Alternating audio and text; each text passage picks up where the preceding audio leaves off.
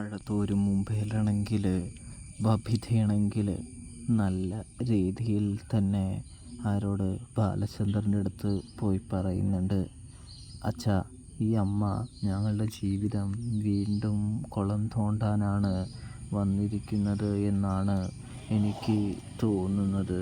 ഈ അമ്മയുടെ പ്രവൃത്തിയും കാര്യങ്ങളും അങ്ങനെ തന്നെയാണ് എന്ന് പറയുന്നത് കാണാൻ കഴിയുന്നുണ്ട്.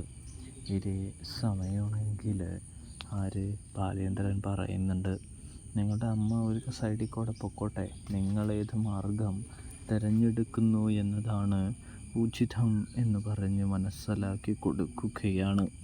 നിങ്ങൾ നല്ല രീതിയിൽ അമ്മയ്ക്കെതിരെ ഫൈറ്റ് ചെയ്യണം, അപ്പോൾ എല്ലാം ശരിയായിക്കോളുമെന്ന് പറയുന്നത് കാണാനായിട്ട് കഴിയുന്നുണ്ട്, സാധിക്കുന്നുണ്ട്.